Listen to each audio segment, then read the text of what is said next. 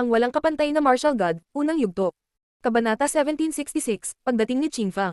Dahil sa labanan, narinig na ng lahat ang tungkol kay Lin Feng, Hao Qinglin at Tian Qi, lalo na sa mga mababang antas na emperador. Siyempre, para maakit ang katamtamang antas na emperador at matataas na antas ng atensyon ng mga emperador, medyo maaga pa. Pagkatapos ng lahat, kailangan nilang gawin ang mga bagay ng dahan-dahan ngunit tiyak. Kinailangan nilang maakit ang atensyon ng mga tao sa parehong antas, kabilang ang mga bagong napakalakas na cultivator. Maraming tao ang nakakaalam tungkol sa nakaraan ni Lin Feng sa vast celestial ancient city, at alam din nila na siya ay inabandonan ng mga Diyos, na kaya niyang kontrolin ang 7 uri ng cosmic energies, at na siya ay napakalakas. Natulala ang mga tao dahil nagawa niyang lumaban kay Ji Wuyu. Hindi naman mahina si Lin Feng. At ngayon ay nilikha nila ang Tiantay sa Champion University. Nakapagtataka, si Lin Feng ay lumikha ng isang bagong grupo at maging si Yun Qingyan ay sumali sa kanila. Siya ay abala sa pagsasagawa ng mga aktibidad sa marketing sa buong universidad. Siya ay sikat sa pagiging malakas at maganda. Nakapagtataka, nakapag-recruit din siya ng ilang tao. Medyo namangha si Lin Feng. Ngunit si Lin Feng ay hindi gumugol ng masyadong maraming oras sa mga bagay na iyon. Siya ay nagsasanay ng napakahirap din. Minsan natagpuan siya ni Hao Qinglin at Tian Qi sa Champion Hall. Mabagal na lumipas ang oras. Ang mga bagong estudyante ay pumasok sa universidad. Sa susunod na pagkakataon, 5 estudyante ang sumali sa Champion University. Sa mga taong iyon, kilala ni Lin Feng ang 3. Makikilala niya sana sila kung naroon siya. Sina Qingfang, Xuan, at Wu. Pambihira silang lahat. Si Qingfang ay napakalakas, at si Wu ay isang sun supernatural na ibon. Napakalakas din ni Xuan, dahil isa siyang maalamat na hayop. Sa isang lihim na silid, si Tantay ay nakaupo na naka-cross-leg. Ang mga enerhiya ay gamulong sa mga alon sa paligid ng silid, naramdaman na parang sisabog sa silid. Matangkad at malakas si Tantay, kaya mas nakakatakot ang kanyang mga enerhiya sa paligid. Ang kanyang mga ugat ay gumagalaw habang ang kanyang dugo at enerhiya ay lumilipad sa kanila. Mukha siyang mabangis at makapangyarihan na parang leon. Si Tantay ay masungit at simple, ngunit siya ay malakas at may talento.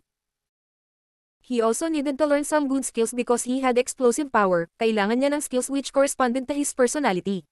Sa 3 iba pang universidad, masigla rin ang kapaligiran. Si Ying Cheng ay nasa Celestial Godly University na nagsasanay sa paglilinang. Maraming tao ang sumali sa Celestial Godly University. Sa kanila, may nakakuha ng atensyon ng ibang tao. Si Dugo ang nagwagi, na mayroong makajos na tatak na haring katawan at 3,600 makajos na imprint. Napakalakas din niya. Bukod sa mga taong may espesyal na katawan, mayroon ding ilang tao mula sa Snow Clan. Lahat ng lalaki at babae mula sa Snow Clan ay maganda at malakas, kaya mahal sila ng mga tao. Sa sinaunang universidad, nakuha ni Chu Chunqiu ang atensyon ng mga tao. Isa siyang katamtamang antas na emperador, narinig na nila ang tungkol sa kanyang mga pakikipagsapalaran sa vast celestial ancient city. Wala pang isang taon, nag-level up siya upang maging isang medium level na emperador mula sa layer ng Zunqi. Ang bilis ng kanyang cultivation ay hindi kapani-paniwala, talagang nakakatakot. Naalala ng mga tao ang mga baliw na cultivator ng Chu Clan mula sa nakaraan. Magsasanay ba siya ng ganoon karami? Sa Four Seasons University, ang kompetisyon ay hindi kapani-paniwala, masyadong. Halimbawa, may Langye, na may World King body, napakalakas niya. Bilang isang bagong mag-aaral, ang mga tao ay nagulat. Matagal-tagal na rin mula nang makakita sila ng ganoon kalakas na bagong estudyante. Sa lahat ng mga universidad, lahat ay nagsasanay ng husto sa paglilinang at nagsisikap na maging mas malakas. Alam nilang wala na silang ibang magagawa kundi magpakatatag para mawala ang mga karibal nila na ka-level nila. Si Lin Feng ay nag-practice din ng husto sa cultivation, alam niya na ang cultivation world ay malupit. Kailangan niyang maging determinado at lumaban. Nagsasanay siya ng kultivasyon sa sarili niyang mundo, ang kanyang mga mata ay itim habang ang gabi at ang mga enerhiya ng demonyo ay lumiligid sa mga alon habang ang lakas ng Deva Marakalpa ay pumapaligid sa kanyang katawan. Itim ang buong katawan niya. Ang lakas sa paligid ng kanyang katawan ay naglalaman din ng ilang dragon chi. Kumukulo ang dugo ng dragon niya at may naririnig siyang chant ng dragon. Ang kanyang dragon na baha ay makapangyarihan at agresibo. Tuluyan na siyang sumanib sa dugo nito. Kasabay nito, pinalaki ni Lin Feng ang sanggol na dragon sa kanyang katawan, na patuloy na lumalaki kasama ni Lin Feng. Binuksan ni Lin Feng ang kanyang mga mata. Kasabay nito, inilabas niya ang kanyang makajos na kamalayan at pinalawak ito sa kanyang Celestial Evolution Chessboard. Sa Celestial Evolution Chessboard, sinimulan niyang gawing evolve ang energies. Napakalaki ng deployment spell. Kahit na kailangan ni Lin Feng ng oras para mas maunawaan ang item, ito ay isang sinaunang item at napakahalaga. Ito ay talagang magandang item para kay Lin Feng, na lubhang kapaki-pakinabang. Pinahintulutan siya nitong maging mas malakas at gumawa ng marami pang bagay. Mabagal na lumipas ang oras, lumipas ang mga buwan. Sa wakas, lumabas si Lin Feng sa kanyang lihim na silid at narinig ang ilang boses sa labas. Nang lumabas si Lin Feng, nakita niya ang isang grupo ng mga tao. Nasa harap ng grupo si Yun Qingyan at masiglang nagsasalita. Yun Qingyan, anong ginagawa mo? Tanong ni Linfeng, na iniikot ang kanyang mga mata. Linfeng, sa wakas, lumabas ka na. Halika at tingnan. Nag-recruit ng mga taong iyon, miyembro sila ng Tiantai. Pupunta ako at maglalakbay kasama sila para lumakas. Sabi ni Yun Qingyan, nakangiting may pagmamalaki. Kumunat ang noo ni Linfeng at tumingin kay Yun Qingyan. Hindi ba't sinabi ko sa iyo na hindi ka maaaring mag-recruit ng mga tao ng ganoon lang? Nakasimangot yung mga yon. Masyado silang mapagmataas, na para bang isang karangalan para kay Tiantai na magkaroon ng mga taong tulad nila. Ano ang ginagawa ni Yun Qingyan? Huwag kang mag-alala. Kami ay mga pangunahing disipulo. Sa ngayon, ang mga taong ni-recruit ko ay maaaring maging mga panlabas na disipulo. Kung malakas sila, magiging core disciples din sila. Tumiti si Yun Qingyan. Linfeng, ako ang iyong kapatid na babae, sinusubukan kong tumulong, hindi madaling makahanap ng mga tao. Bamantong hininga si Linfeng. Kung gusto mo, ngunit kung ang isang tao ay nais na maging isang pangunahing disipulo, kailangan nating lahat na sumangayon, tulad ng isang malaking pamilya. Sige, pangako. Ikaw si Linfeng. Nabalitaan ko na nag-away kayo ni Ji Wuyo. Gusto kong subukan at labanan ka, makikita natin kung bakit mo nilikha ang Tiantai. Sumingit ng isa sa mga tao. Tumingin si Linfeng sa taong iyon at pagkatapos ay sa karamihan. Itinuro niya ang isa sa kanila at sinabi, una, subukan at labanan siya. Kung kaya mo siyang talunin, lalaban ka sa akin. Napatingin ang lahat sa taong itinuro ni Linfeng. Mukha siyang matigas ang ulo at masungit, at nakasuot ng king helmet. Mukha siyang malakas at agresibo. Galit na tumingin ang binatang iyon kay Linfeng, ngunit wala itong sinabi. Bumangon siya sa hangin at sinabi sa taong iyon, halika rito at lumaban. Ang yabang. Galit na sabi nung isa. Bumangon din siya sa himpapawid at ang mga alon ng mga enerhiya ay gamulong sa hangin, mabilis na pinaikot ito. Gayunpaman, sa sandaling iyon, ang lalaking may king helmet ay biglang kumilos ng kasing bilis ng kidlat na naging isang gintong sinag. Gumamit siya ng physical sun punch, nakakatakot ang atake niya. 9 dark waves. Galit na sigaw ng isa. Sa isang iglap, siyam na alon ang lumitaw sa langit at gamulong patungo sa nagsuot ng helmet, nagsalpukan ng suntok at alon. Ang araw ay naging mas malaki at ang mga alon ay sumangga. Ang pisikal na katawan ng may suot ng helmet ay napakalakas. Bumbo. Isang pagsabog ang kumalat sa hangin, at natangay ang naghahaman. Ang kanyang braso ay nakaramdam ng sobrang sakit, at nasusunog pa. Namutla ang kanyang mukha. Napakalakas ng pisikal na lakas at apoy. Ang kanyang apoy ay mas nakakatakot pa sa apoy na cosmic energy. Naisip ng mga tagamasid, na nakatingin sa lalaking naka-helmet. Ang kanyang mga mata ay parang araw. Hindi sila makatingin sa mga mata niya. Hayop ka, ibong araw. Nakatitig ang naghahaman sa binata na may helmet.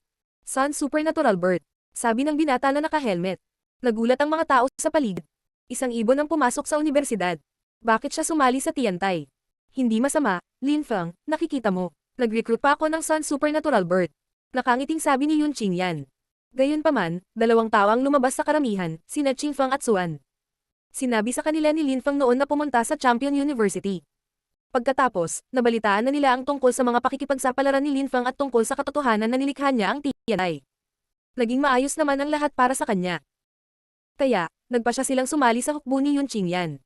Nakikita kong maganda ang lagay mo. Nakakagulat, gumawa ka ng grupo. Sabi ni Qingfeng, nakangiti kay Linfeng. Tulad ng sa vast celestial ancient city, nagpatuloy si Linfeng sa pagbibigay inspirasyon sa mga tao, kilala na siya ng lahat. Sana lumakas ka kagad, malapit na tayong mag-away. Sabi ni Wu, na nakatitig kay Linfeng. Huwag kang mag-alala, hindi mo ako hihijitin. Sagot ni Linfeng kay Wu. Kahit na mayroon siyang hindi kapanipaniwalang makajos na kamalayan at napakalakas, hindi niya malalampasan si Linfeng, na nakatalo na sa kanya. Nang marinig ni Yun Qingyan ang kanilang pag-uusap, kumislap ang kanyang magagandang mata. Mukhang medyo galit din siya, naglakas loob ang lalaking iyon na salakayin si Linfeng. Ang walang kapantay na martial god, unang yugto. Kabanata 1767, sa Celestial Mountains. Tumingin si Linfeng sa mga taong na-recruit ni Yun Qingyan at walang pakialam na sinabi. Dahil sinabi ni Yun Qingyan na kayo ay mga panlabas na miyembro, sumasang-ayon ako. Siyempre, kung hindi ka sumali sa Tiantai dahil gusto mo talaga, maaari kang umalis. Walang problema sa amin. Hindi nila kailangan ng maraming tao sa Tiantai. Kailangan nila ng malalakas na tao na may pakiramdam ng pag-aari. Kung hindi, kahit na sila ay malakas, ang pagkakaroon ng mga ito ay walang silbi. Lalo na ang mga taong katulad mo. Sabi ni Linfeng, na itinuro ang binata na natalo. Nagsimulang mag-usap ang mga tao sa crowd. Marami sa kanila ang tumalikod at umalis. Pumunta lang ako para makita kung ano ang nangyayari. Sabi ng isang tao, habang 12-12 ng mga tao ang umalis. Sa ilang segundo, kaunti na lang ang natira. Inilibot ni Yun Qingyan ang kanyang mga mata. Tumingin siya kay Linfeng sa kakaibang paraan. Maraming tao ang sumali sa Champion University kamakailan. Mahirap para sa kanya na makahanap ng mga recruit. Noon, itinatag niya ang Yun Club at hindi nakahanap ng ganoon karaming tao, at pinaalis na ni Lin Feng ang napakaraming tao pagkatapos ng dalawang pangungusap. Nagkibit-balikat si Lin Feng at sinabing, walang silbi ang mga taong iyon sa Tiantai. Nakakainis ka, the more the merrier. Sabi ni Yun Qingyan. Pagkatapos ay sinabi niya sa iba, maaari kayong bumalik, kung kailangan kita, kukontaken kita. Sige. Napatingin ang iilang tao kay Lin Feng. Sumama sila sa Tiantai dahil gusto nilang maging champions, at gusto rin nilang pumunta at maglakbay kasama ang mga kapwa estudyante. Tara na, sabi ni Lin Feng na nakangiti kay Qing Feng at sa iba pa nang tuluyan na siyang umalis sa courtyard. Dahan-dahan silang naglakad. Nagulat si Lin Feng na napagtanto na maraming tao ang nasa paligid. Hindi pa siya nakakita ng ganoon karaming tao sa Champion University. Bakit ang daming tao? Bulong ni Lin Feng. Napangiti si Qing Feng nang walang pakialam. Masyado ka nang nagsasanay. Sumali ako sa Champion University noon, kaya alam kong malapit na silang mag-celebrate ng seremonya ng universidad, kaya lahat ng bumabiyahe ay bumalik. Narinig ko na may mga matatandang magpapakita sa kaganapan. Hindi ko alam ang mga detalye, pero, anong klaseng seremonya? Pinindot ni Lin Feng. Matagal na siyang estudyante, mas marami siyang alam kaysa sa kanya. Masasabi ko sa iyo na ang seremonya ay nagaganap tuwing 10 taon. Magbabago din ang champion. Ang mga kampiyon ay hindi gumugugol ng maraming oras sa universidad, madalas silang naglalakbay. Sa panahon ng kaganapan, bumalik ang mga champions. Ito ay tungkol din sa pag-alam kung may mga taong gustong magpalit ng posisyon, at ito rin ay para tanggapin ng mga estudyanteng pumasok sa universidad sa nakalipas na 10 taon. Para makita din kung mas lumakas ang ibang estudyante. Ito ay isang kawili-wiling kaganapan, lubhang kapaki-pakinabang.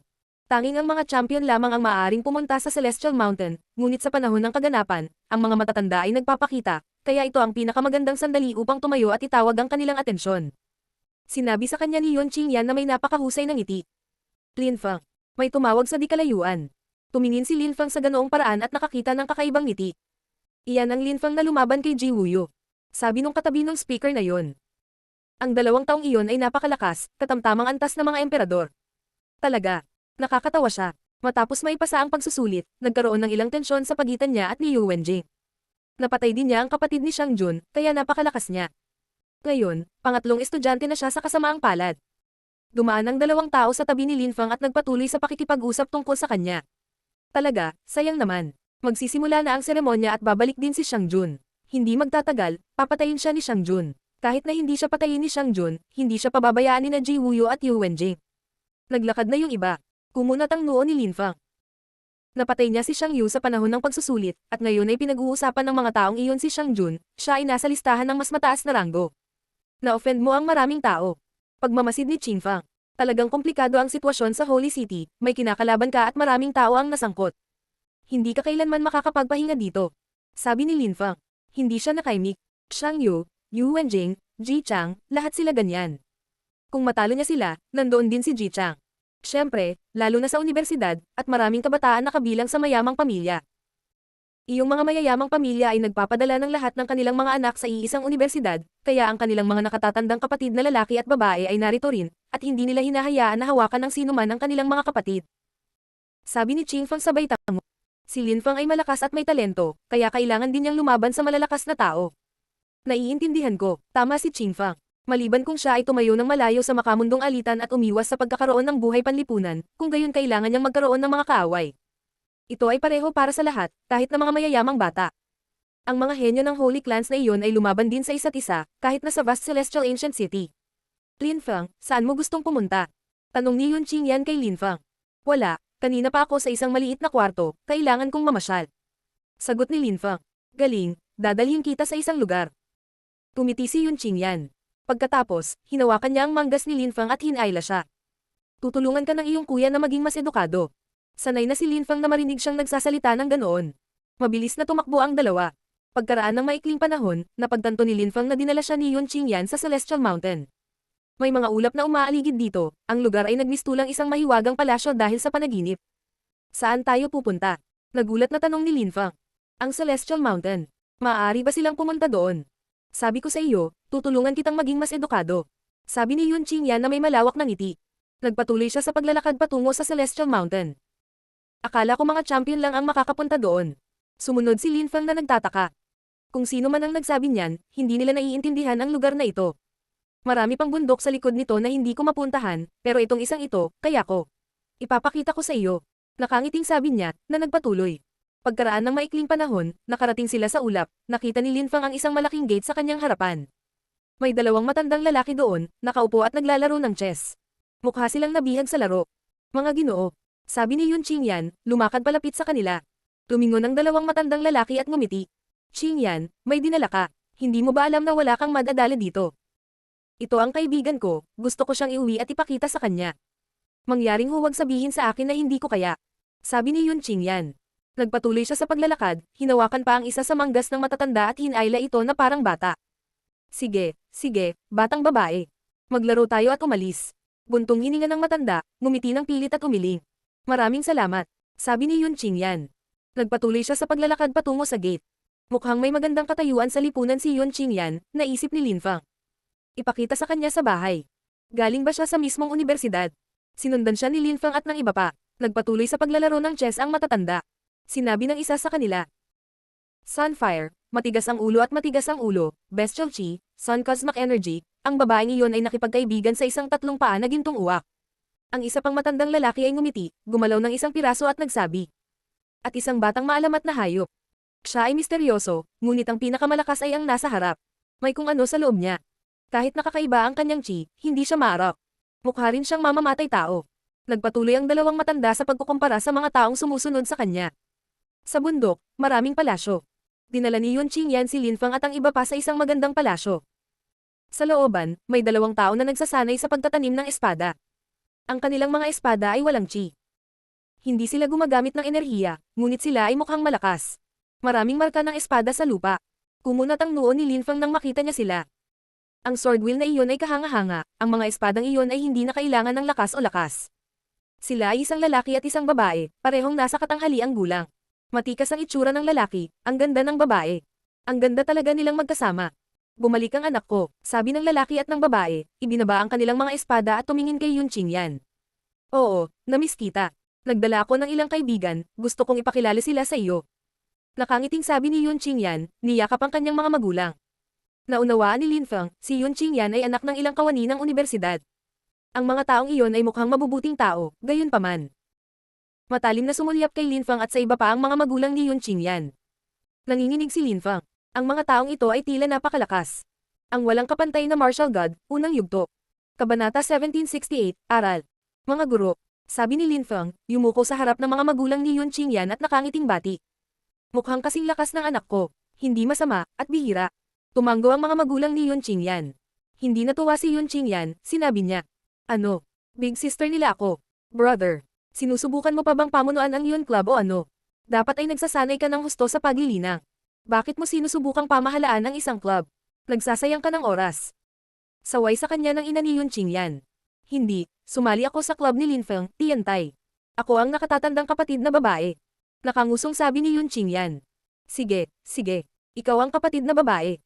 Kaya anong ginagawa mo dito? Tanong ni MS Yun. Kumikislap ang magagandang mata ni Yun Qingyan at buong pagmamalaki niyang sinabi.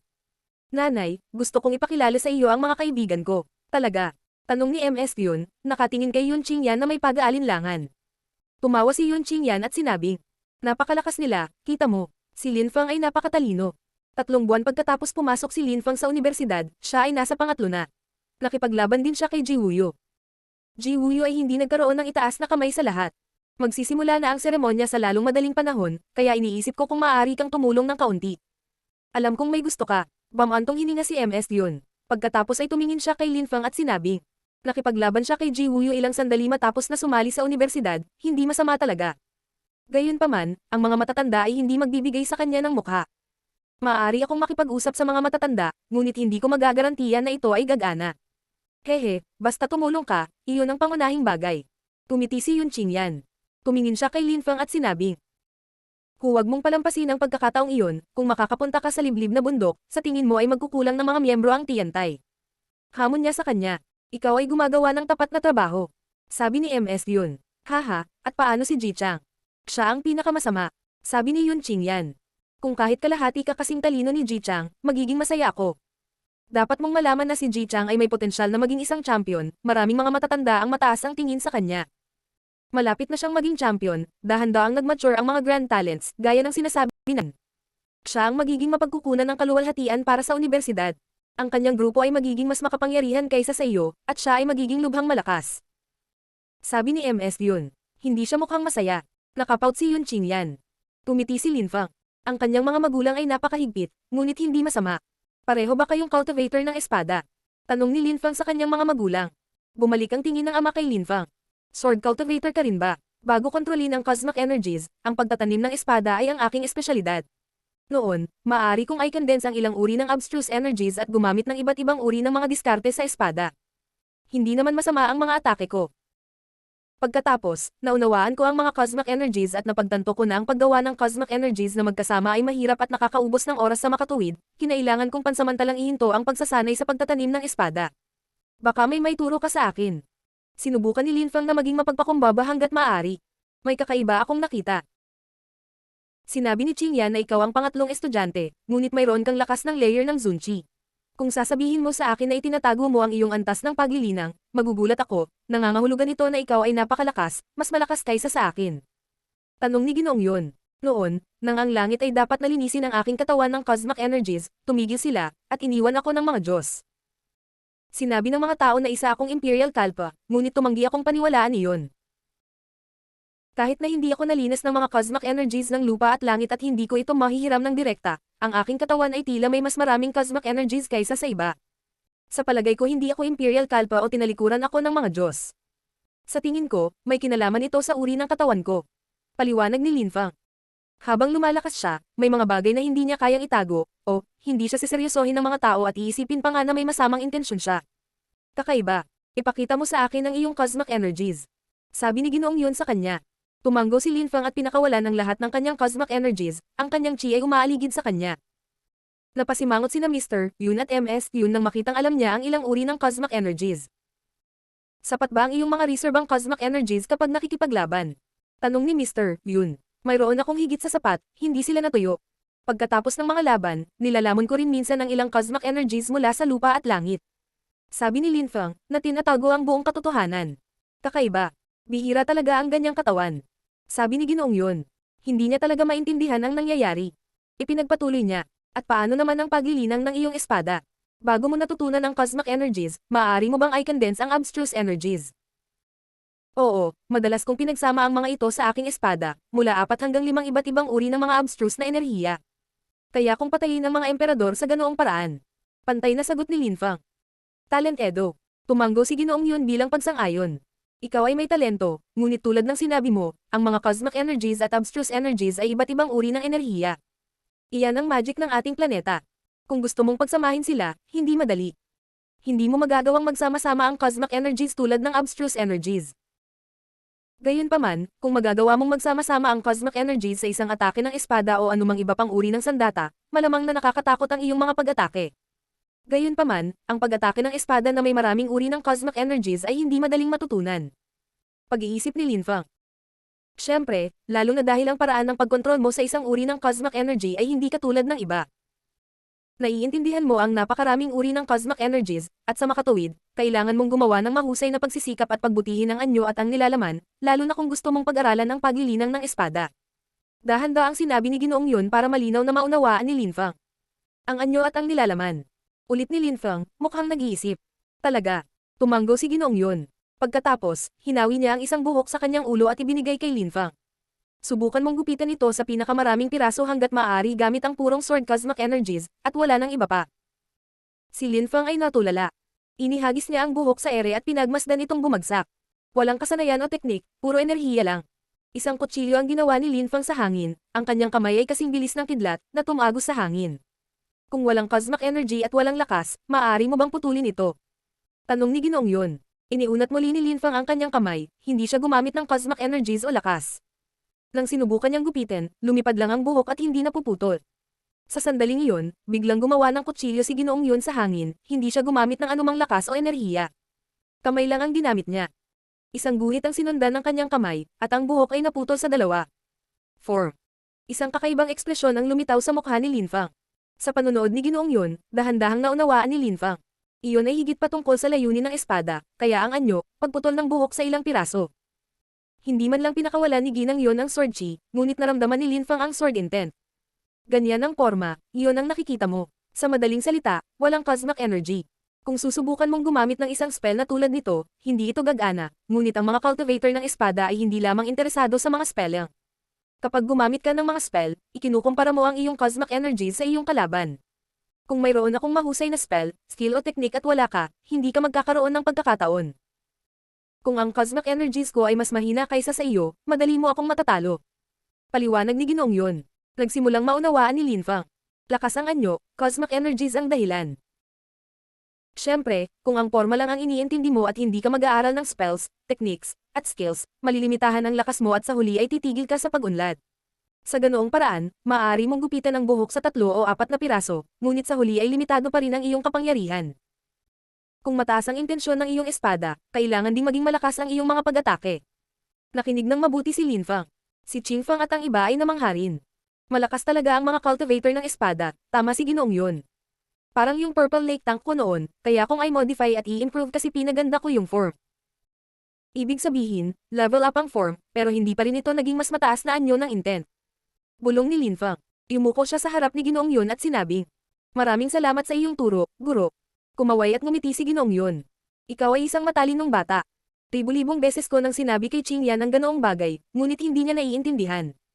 "Nakikita ko," sabi ni Lin Fang, maingat na hindi tumitin sa kanya. "Sige, halika sa aking sword pavilion. Hindi ka makakahanap ng maraming bagay na espada sa Champion Hall." Tumiti si Ginoong yun, at dinala si Lin Fang at ang iba pa sa kanyang Celestial Palace. Ang walang kapantay na martial god, unang yugto. Kabanata 1769, mga kaisipan ng paghihiganti. Ang mga magulang ni Yuan Qingyan ay mga cultivator ng espada.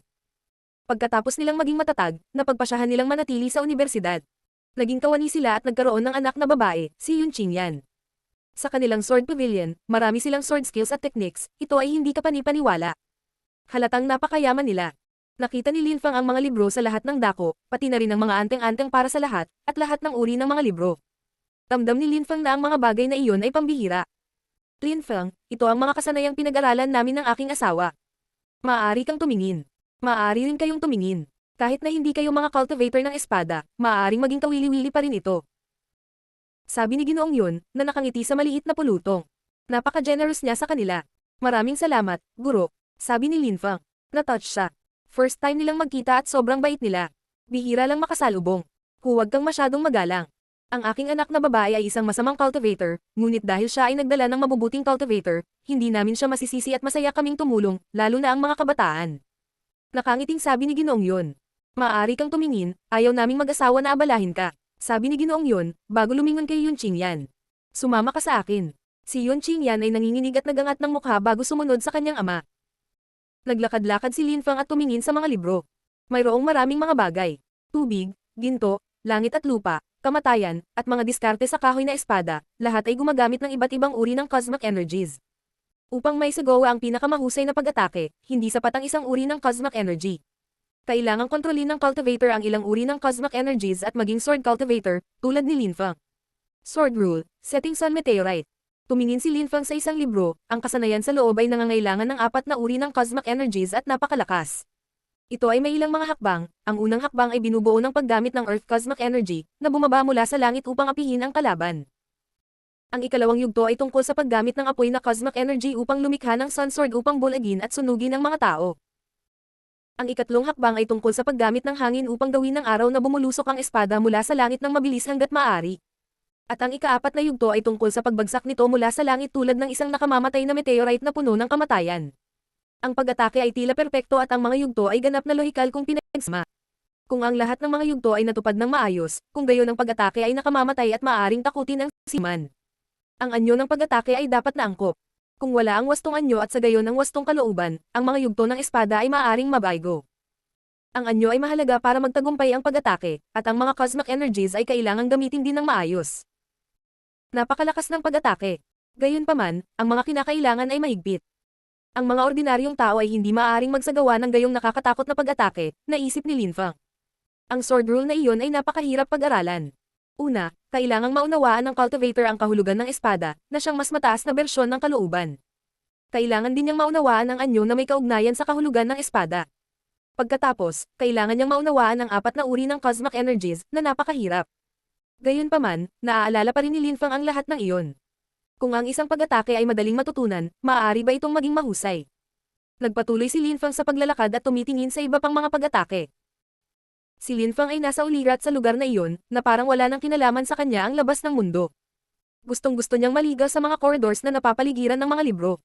Umalis si Qing Feng at ang iba pa, ni hindi alam ni Lin Feng kung kailan. Pagkalipas ng ilang araw, nakahiga si Lin Feng sa sahig. Siya ay nangangarap, at nag-aaral sa panaginip. Siya ay nasa Yangzhou City, sa Yunhai Sect, sa tuktok ng isang bundok. Para siyang sumasayaw, gumagalaw ang kamay niya, sunod-sunod na atake ng espada. Sa paligid niya, ang mga dahon ay patuloy na hinihiwa. Ang anyo at ang nilalaman, anyo at kahulugan, pagkatapos ang lakas, iyon ang paraan kung paano ako makakagawa ng malalakas na pag-atake. Pag-ungol ni Lin Feng, halos automatiko siyang gumagalaw. Ang formang tumutukoy sa paggalaw, ang kalooban ng tumutukoy sa katumpakan, ang form ay tumutukoy sa pag-atake, ang kalooban ay nagpapahintulot sa akin na automatikong lumipat. Huminga si Lin Feng. Nagsimula siyang gumalaw ng mas mabagal, automatiko. Sa wakas, natural na gumalaw si Lin Feng sa isang malaya at walang pidyon na paraan. Nagsimula siyang gumalaw ng mas maganda, natural, at nagsimulang pumutol ng hangin. Layunin, ang form ay naglalaman ng layunin. Ganyan ang pag-atake. Binawi ni Lin Feng ang kanyang mga kamay, at nawala ang lahat.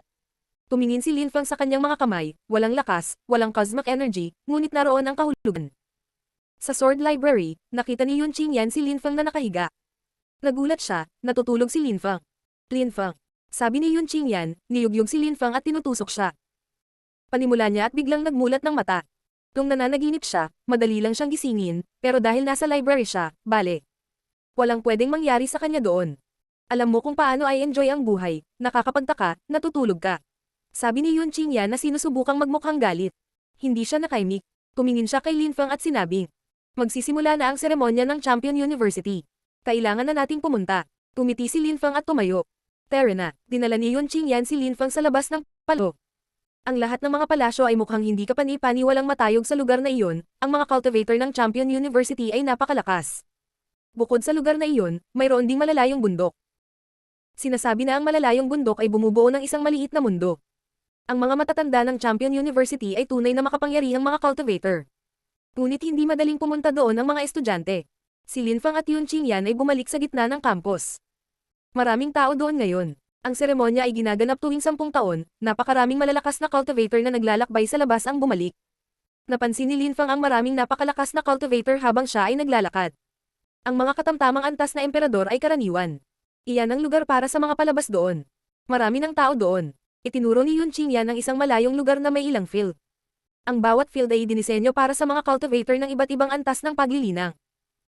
Ang larangan para sa matataas na antas ng mga emperador ay mas maliit kaysa sa iba. Ang mga patlang para sa katamtamang antas ng mga emperador at mababang antas ng mga emperador ay napakalaki. Ang mga taong unang dumating ay maaaring maupo kung saan nila gusto. Ang mga cultivator sa lahat ng edad ay naruroon. Lin Feng. Tawag ng isang tao sa di kalayuan. Sina Tantay at Wang Fulong ay magkasama at sumisigaw para kay Lin Feng. Lin Feng. Sa larangan ng mga medium level na emperor, isang grupo ng mga tao ang sumulyap kay Lin Feng at nakasimangot, ngunit hindi sila tumigil sa paglalakad. Hinahanap siya ni Xiang Jun, sa wakas nandito na siya. Sabi ng isa sa kanila sa mahinang boses. Maaari siyang magtago kung gugustuhin niya, hindi siya mapapatay ni Xiang Jun sa loob ng unibersidad.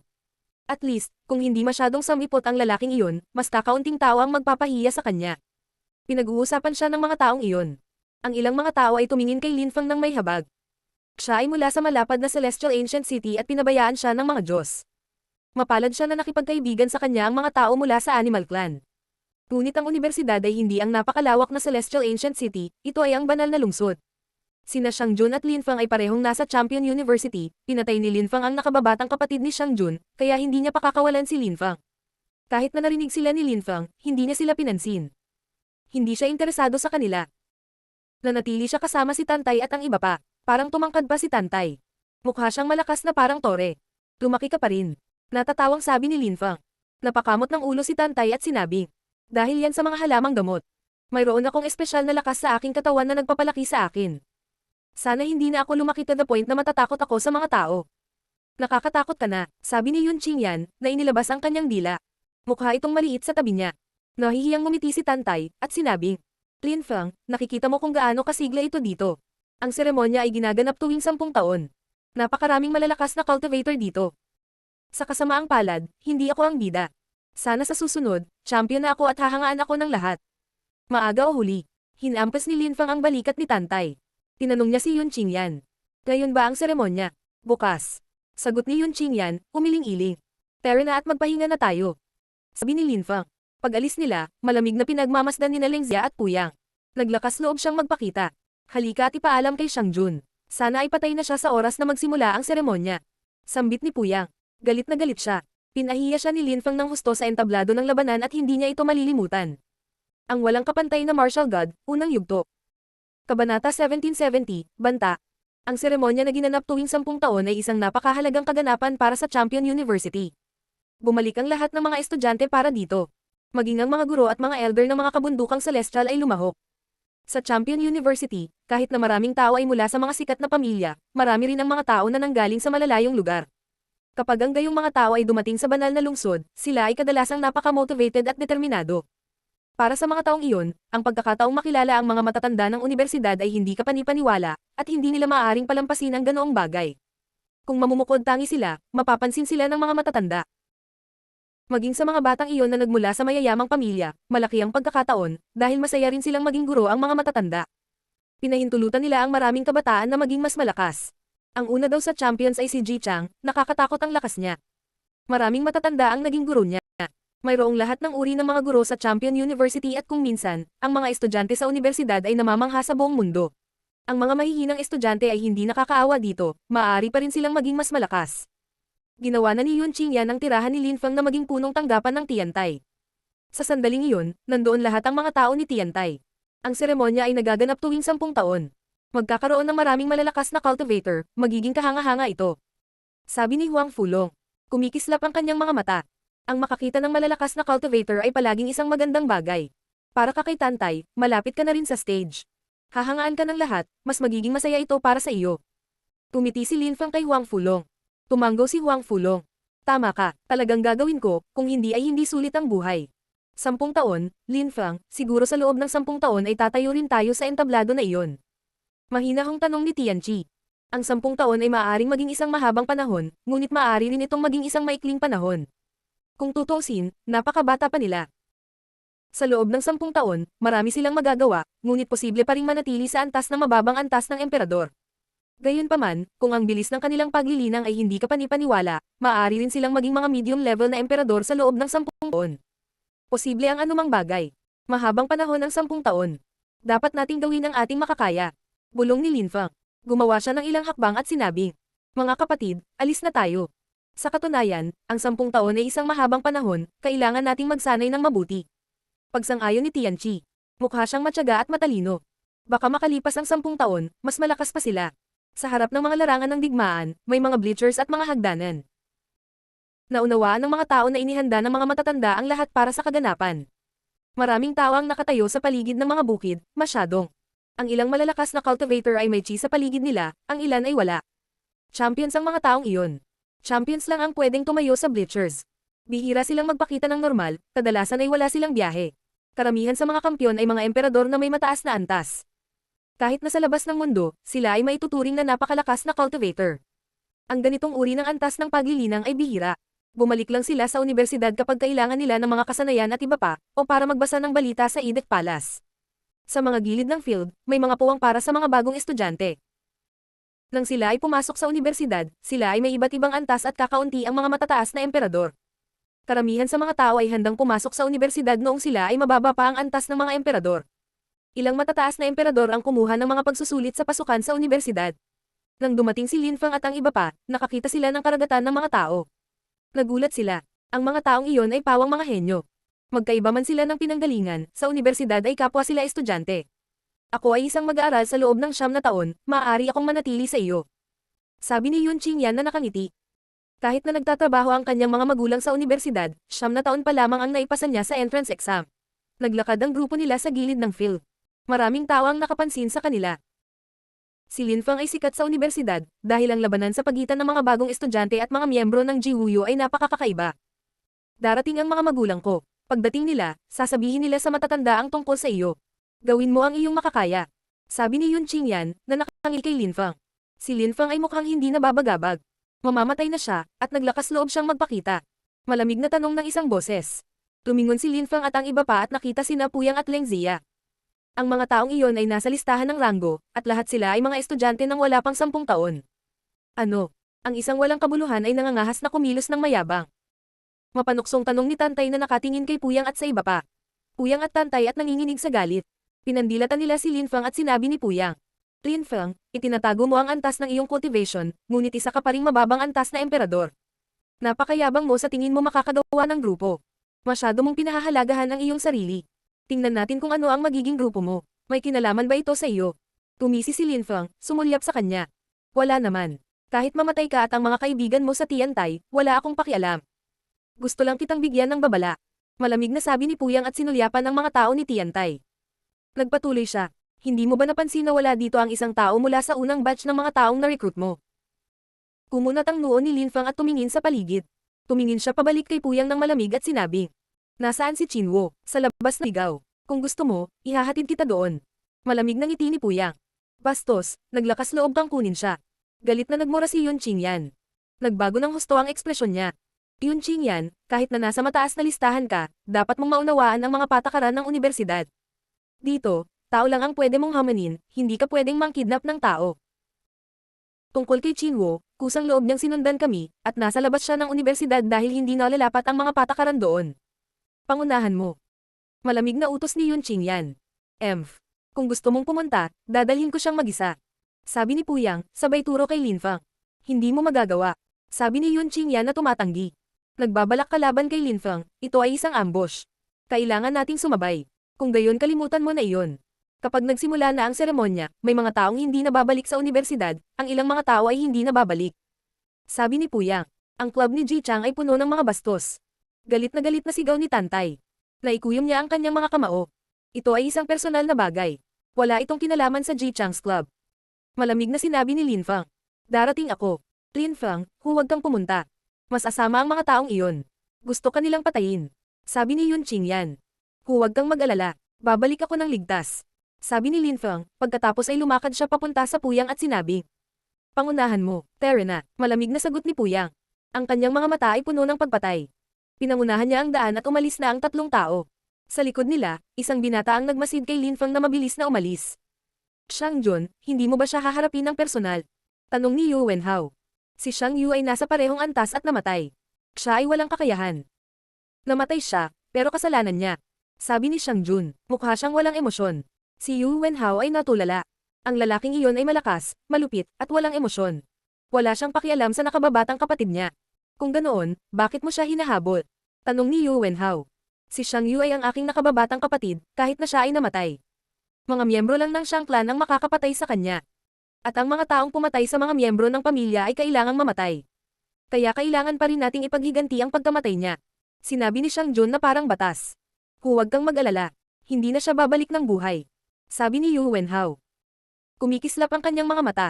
Mamamatay na si Linfang. Hindi siya papayagang sumali sa seremonya.